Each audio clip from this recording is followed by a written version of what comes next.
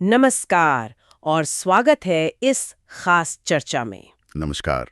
आज हम बात कर रहे हैं इग्नू के ब्रिटिश काव्य कोर्स MEG01 की, और खास तौर पर ब्लॉक 7। हाँ, जो कि दूसरी पीढ़ी के जो रोमांटिक कवि थे पर्सी बिशे शेली और जॉन कीट्स, उन पर केंद्रित है। हाँ, और हमारे पास जो ये सामग्री है ये ऐसा लगता है कि इस ब्लॉक के लिए काफी डिटेल्ड गाइड है। बिल्कुल, एक तरह से रोड मैप कह सकते हैं इसे समझने के लिए। सही।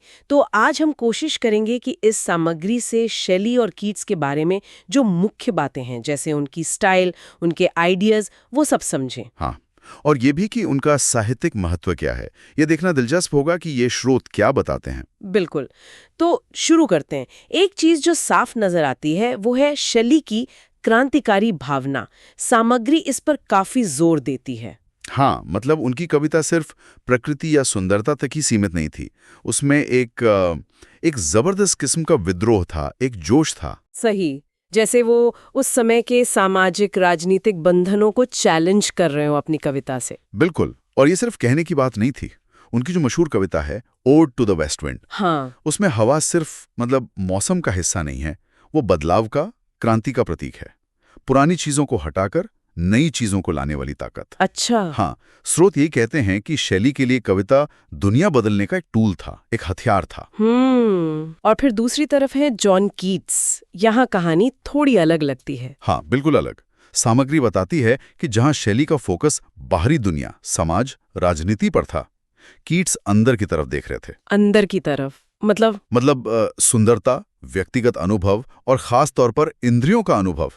उनकी कविताओं में आप चीजों को सिर्फ पढ़ते या सोचते नहीं, बल्कि महसूस करते हैं। अच्छा, जैसे ओ टू ऑटम है, पतझड़ का ऐसा वर्णन है कि आपको वो महक, वो नमी, वो फलों की मिठास सब महसूस होने लगती है। हाँ, मैंने पढ़ी है।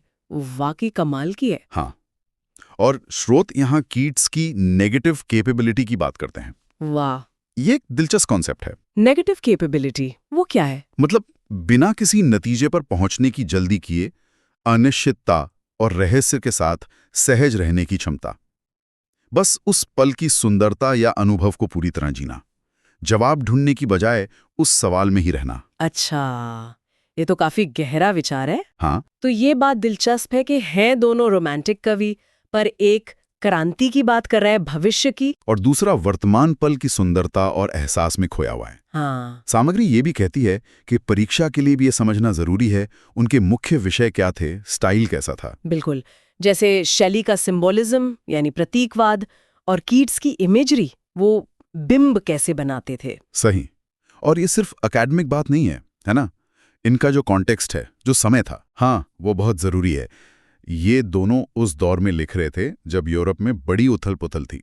फ्रेंच रेवोल्यूशन के बाद का समय था, इंडस्ट्रियल रेवोल्यूशन शुरू हो रहा था। तो उस माहौल का असर तो पड़ा होगा। बिल्कुल पड़ा, लेकिन दोनों का रिएक्शन अलग था। शैली ने सीधे सीधे आवाज उठाई, बदलाव की बात की।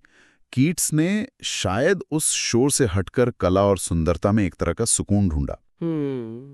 ये एक नजरिया हो सकता है। हाँ। तो कुल मिला के ये जो स्टडी मटेरियल है, ये IGNO छात्रों या साहित्य प्रेमियों के लिए सिर्फ जानकारी नहीं दे रही। नहीं, बिल्कुल नहीं। बल्कि ये समझने में मदद कर रही है कि ये कवि आज भी क्यों रेलेवेंट हैं। सही कहा।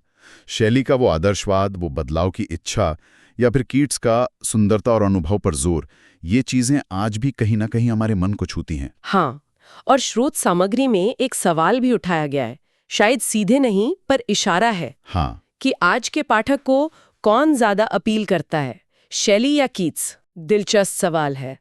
क्या हमें वो क्रांतिकारी जोश ज्यादा खींचता है, या फिर वो सुंदरता में डूब जाने की बात? व्यक्तिगत अनुभव का महत्व? ये सोचने वाली बात है। तो संक्षेप में कहें तो ये शैली और कीट्स की एक बहुत ही फोकस्ड स्टडी प्रस्तुत करते हैं। उनकी अलग अलग आवाजें, उनके विचार और उनकी जो स्थायी विरासत है, हाँ, उनकी लेगेसी, उसको समझने में मदद करते हैं।